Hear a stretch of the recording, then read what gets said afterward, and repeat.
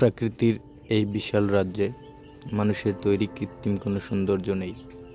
আছে শুধু সবুজের সমারোহ, বিশাল গাছ আর নীরবতার এক অপূর্ব জগৎ। কিন্তু এই নীরবতার আড়ালে লুকিয়ে আছে প্রকৃতির অসংখ্য রহস্য। দূর থেকে দেখলে মনে হবে এটি যেন কোনো ছবির দৃশ্য। চারিদিকে সবুজ বন, তার মাঝখানে শান্ত পানির বিশাল জলরাশি। প্রকৃতি কীভাবে এত নিখুঁতভাবে বন আর পানিকে একসঙ্গে সাজিয়েছে তা সত্যি বিস্ময়কর। বিশাল পাহাড়, বরফে ঢাকা চূড়াগুলো যেন আকাশ ছুঁয়ে দাঁড়িয়ে আছে। হাজার হাজার বছর ধরে বাতাস, তুষার আর পানির প্রভাবে এই ভূপ্রকৃতি ধীরে ধীরে তৈরি হয়েছে। প্রাকৃতিক শক্তি যে কতটা বিশাল, এই দৃশ্যই তারই প্রমাণ।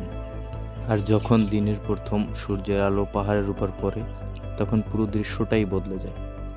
মেঘের সমুদ্রের উপর সূর্যের আলো ছড়িয়ে পড়ে, আর মনে হয় পৃথিবীর কোনো এক অজানা স্বর্গের সামনে দাঁড়িয়ে আছে। তবে প্রকৃতির সঙ্গে তৈরি কাজ কখনো কখনো অসাধারণ দৃশ্য তৈরি করে।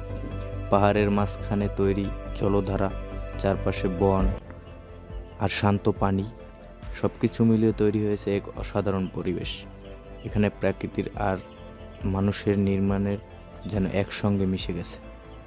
একদিকে সবুজ ঘাসের বিশাল মাঠ, অন্যদিকে দূর পাহাড় আর বিস্তীর্ণ জলরাশি। শহরের ব্যস্ততা থেকে অনেক দূরে এমন একটি জায়গায় দাঁড়ালে হয়তো বোঝা যায় শান্তি আসলে কতটা সুন্দর হতে পারে। প্রকৃতির এই বিশাল ভূখণ্ডে মানুষের উপস্থিতি খুবই সামান্য। এখানে ঋতু বদলায়, গাছের রং বদলায়, বরফ আসে, আবার গলে যায়, কিন্তু প্রকৃতির এই চক্র থেমে থাকে না।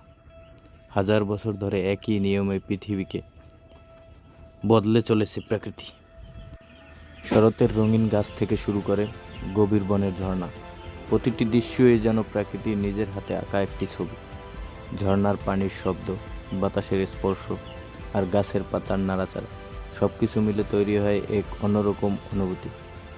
পৃথিবীর যত আধুনিকই হোক, প্রকৃতির এই সৌন্দর্য বিকল্প এখনও মানুষ তৈরি করতে পারেনি। তাই প্রকৃতিকে শুধু দেখুন না, একে ভালোবাসুন আর সংরক্ষণ করুন।